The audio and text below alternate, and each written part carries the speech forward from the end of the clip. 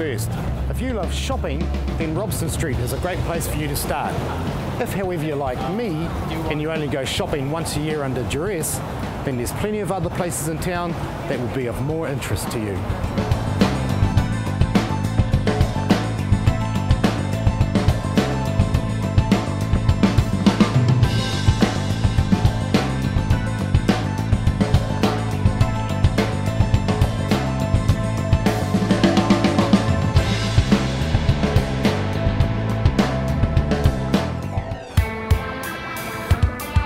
A little bit tired after all of this shopping and walking. I think it's about time for a beer. In fact, there's one better, a tour of a brewery. I know a little bit about beer.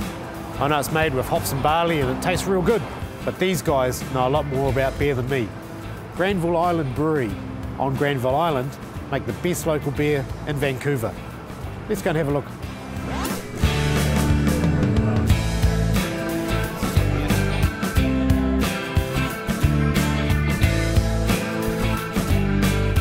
In this area here, we are surrounded by sacks of barley. We get it from all over the world, some from Belgium, some from Illinois. And what we get from grinding the malt down, this thing over here, which is called grist.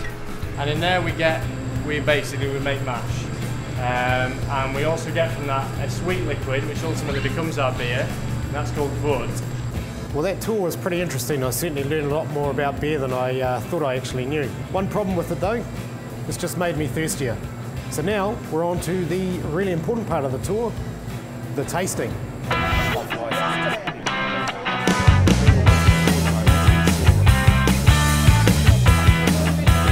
We've already put to rest the honey ale, which was lovely. This is the English Bay Pale Ale, and this is a Hyperweizen.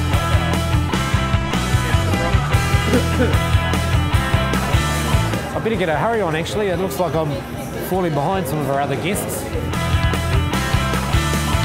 Thanks very much guys, cheers to you. Cheers.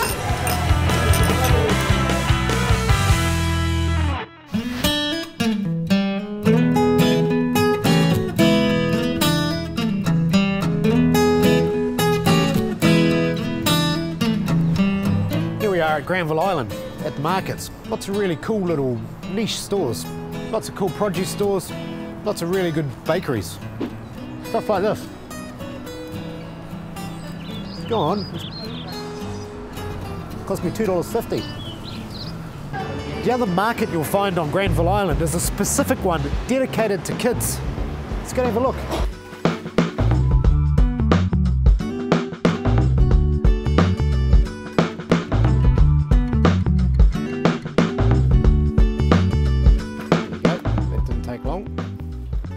I know a 2-year-old back at home is going to love this.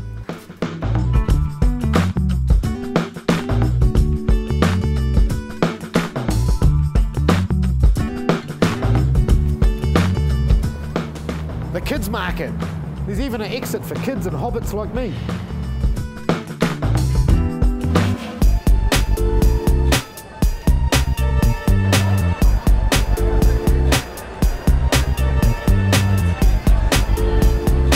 If you like going out at night, Vancouver is a fantastic place to do it. There are literally hundreds of restaurants and bars. I'm standing in the middle of Granville Street at the moment. This is one of the well-regarded night spots. It's a really interesting place. They actually shut the street off on Friday and Saturday nights just so people can enjoy themselves.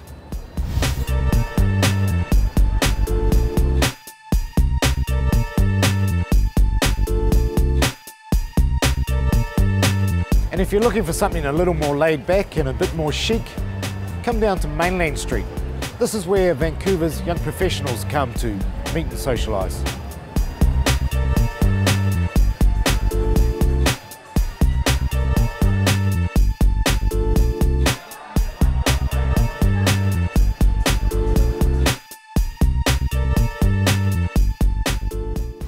During our time in Vancouver, we stayed at the Best Western downtown, a great little hotel conveniently situated on the corner of Granville and Drake Streets.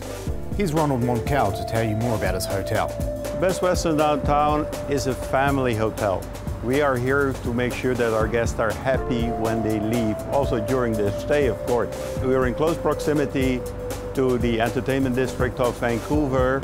We're close to restaurants, we're very close to Granville Island, and people can walk anywhere they wish from us.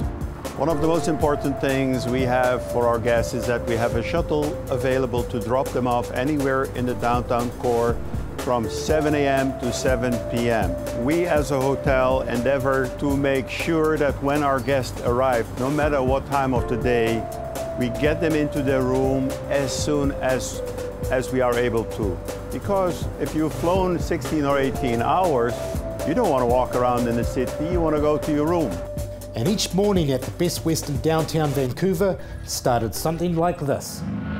We woke up refreshed and ready for action after a quiet and comfortable sleep. We went to the gym on the top floor. Had a quick game of ping pong. Admired the view. And then we hit the spa. Finally, we washed and dried our duds because appearance affects performance. The team, our rooms, and the facilities were great. The Best Western, downtown Vancouver, on the corner of Drake and Granville Streets. It feels good. It is good.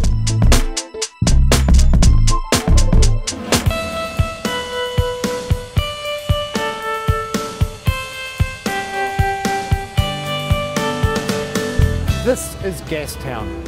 It's one of Vancouver's older areas, established in 1867. It's been through its hard times, but in 1971 it was proclaimed an historic area. Since then, it's been through a lot of restoration and is now a must-see shopping precinct that retains its historic charm.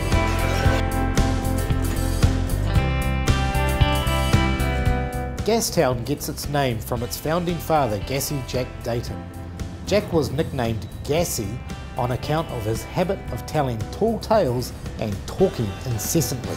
Gassy arrived at the Bernard Inlet one day in 1867 with nothing but a spare set of clothes and a barrel of whiskey. The only non-native settlement in the area at the time was a lumber mill, so Gassy told the mill workers that if they built him a saloon, he would serve them whiskey. Less than 24 hours later, Vancouver area's first saloon was built. Even old Gassy Dayton himself would have thought it rather a tall tale if someone had told him that his barrel of whiskey and idea for a saloon would be credited as the start of one of North America's greatest cities.